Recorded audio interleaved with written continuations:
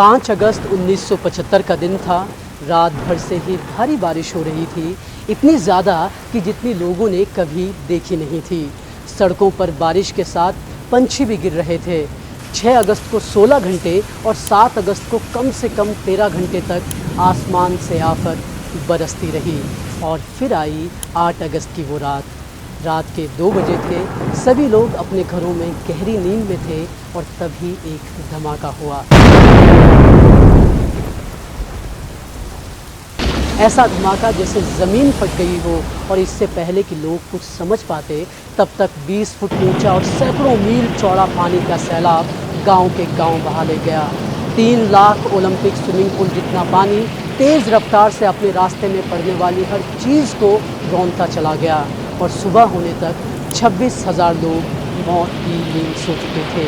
और इस हादसे के आफ्टर इफेक्ट से करीब 2,30,000 लोगों के मरने के अनाधिकारिक आंकड़े हैं। ये कहानी है दुनिया के सबसे बड़े बांध हादसे की।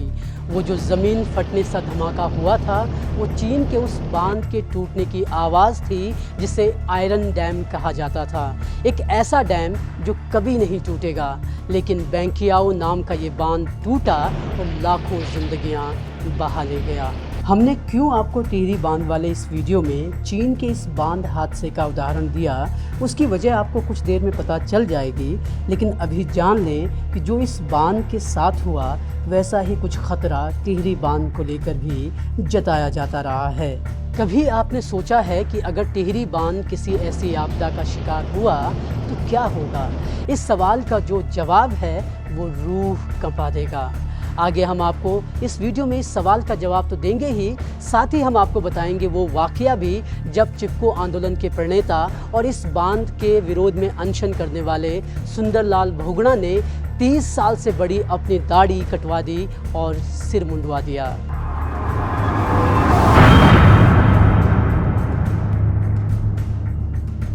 इससे पहले कि हम इस सवाल का जवाब लें, पहले टिहरी बांध को जानते हैं। टिहरी बांध भारत का सबसे ऊंचा और दुनिया का चौथा सबसे ऊंचा बांध है।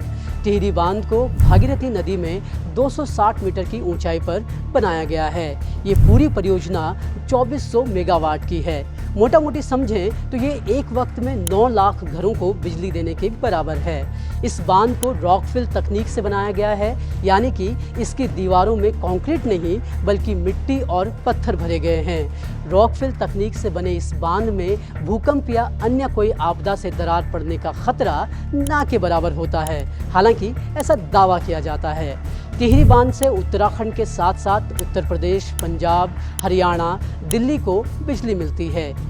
ये बांध दिल्ली, उत्तराखंड और उत्तर प्रदेश को 25 करोड़ गैलन पीने का पानी भी देता है।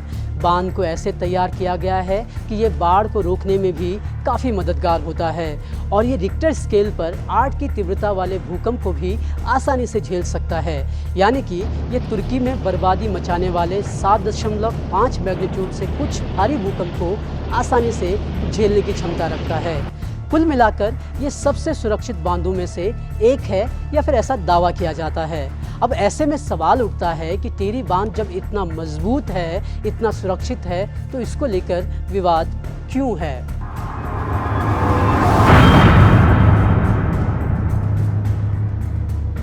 टिहरी बांध की संकल्पना 1949 में गढ़ी गई। 1972 में योजना आयोग ने इसे हरी झंडी दे दी और 1978 में बांध का काम शुरू हो गया। भागीरथी गंगा पर बांध बनाए जाने का टिहरी के लोगों ने पुरजोर विरोध किया। लोगों का तर्क था कि नदी का प्राकृतिक जल बहाव रोका गया तो प्रलय आ जाएगी। इस बांध की खातिर उनके घर, जमीन, जायदाद सब डूबने वाले थे। उन्हीं के विरोध का नतीजा था कि इस बांध के बनने से पहले यहाँ पर कई वैज्ञानिक अध्ययन किए गए, जहाँ ज़्यादातर वैज्ञानिकों ने इस बांध के निर्माण के खिलाफ अपनी राय दी, वही कुछ वैज्ञानिक, या यूँ कहें कि सरकार से संबद्ध वैज्ञानिकों ने इसे हरी झंडी दे दी। टिहरी के लोगों ने सुप्रीम कोर्ट तक लड़ाई लड़ी, लेकिन कुछ भी हासिल नहीं हुआ। 2001 वो साल था जब टिहरी शहर ने जल समाधि लेना शुरू कर दिया था। बीबीसी की 9 नवंबर 2001 की रिपोर्ट कहती है, ऐतिहासिक शहर टिहरी डूबना शुरू हो गया है। टिहरी के कई हिस्से पानी में डूब गए हैं। लोगों के घर, जमीन ही नहीं बल्कि यहाँ स्थापित उनके देवी देवताओं को भी जल समाधि लेनी पड़ी है। टिहरी के बद्रीनाथ मंदिर को जलमग्न होना पड़ा है और न जाने ऐसे कितने ही देवी देवता और कितने ही लोगों का बचपन और घर पानी में समा गया। रिपोर्ट के मुताबिक जब ये क्षेत्र जल समाधि ले रहा था तो उसमें सुंदरलाल बहुगुणा का दफ्तर और पुश्तैनी घर भी शामिल था।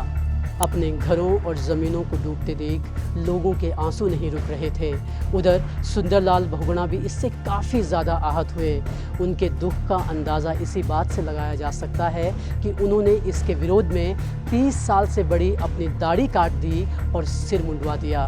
बहुगुणा ने इसे गंगा की हत्या कहा।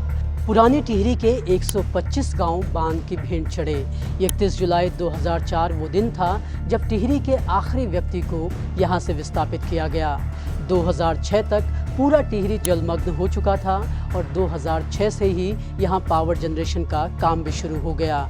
टिहरी के लोगों को मुआवजा दिया तो गया, लेकिन उसके लिए भी उन्हें लंबा संघर्ष करना पड़ा।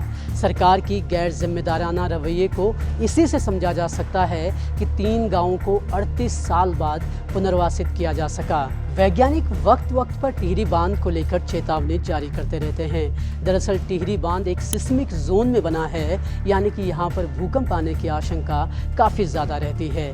हालांकि जो लोग टिहरी बांध का समर्थन करते हैं उनका कहना है कि ये बांध रिक्टर स्केल पर 8 तीव्रता वाला भूकंप झेल सकता है।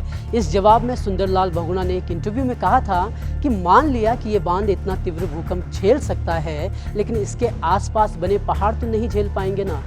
अगर ये पहाड़ टूटेंगे तो बांध को भी नुकसान पहुंचने की पूरी आशंका है। ऐसे में कैसे बांध को बचाया जाएगा? बहुगुणा के इस सवाल का जवाब किसी ने नहीं दिया, लेकिन सेस्मोलॉजिस्ट रोजर बिल्हन ने ज़रूर एक डरावनी भविष्यवाणी की है। उन्होंने 2010 में कहा कि हिमालय में रिक्टर स्केल पर 9 तीव्रता वाला भूकंप आ सकता है।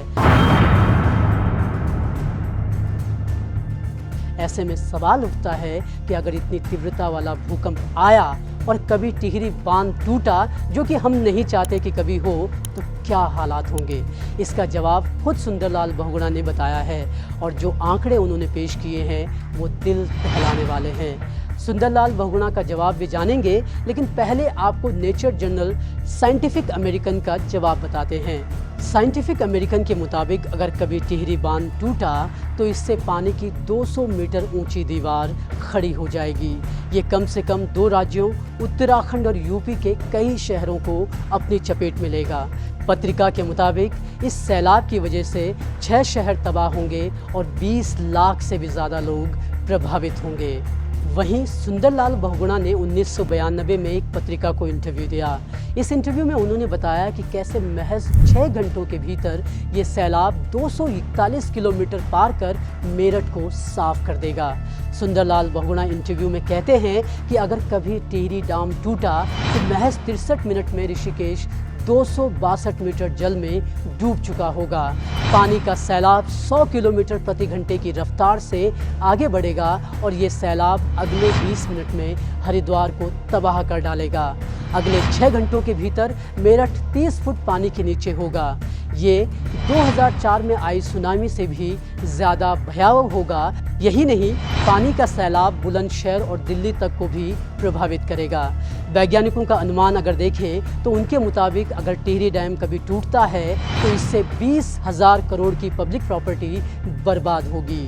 हमने शुरुआत में आपको चीन के बैंकियाओ बांध हादसे की कहानी बताई। इस बांध की कहानी टिहरी बांध से कैसे मिलती जुलती है वो भी देख लीजिए। टिहरी बांध को आज के सबसे सुरक्षित बांधों में से एक बताया जाता है। बैंकियाओ बांध को भी उस वक्त के सबसे सुरक्षित बांधों में से एक बताया गया। इस बांध को आयरन डैम नाम ही इसलिए दिया गया क्योंकि ये कभी ना टूटने वाला बांध था। एक रोचक बात ये भी है कि इस बांध को बनाने में सोवियत ने मदद की थी। मशीनरी भी सोवियत की ही लगी थी।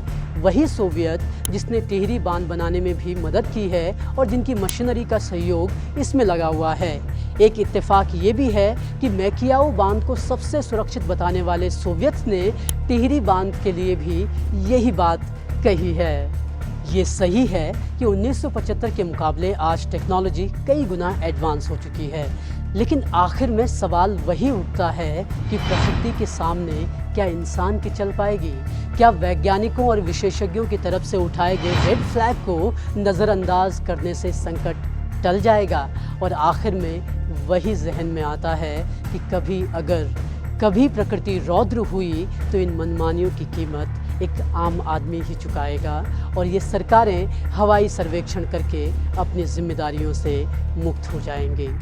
आप देख रहे हैं घुघुती।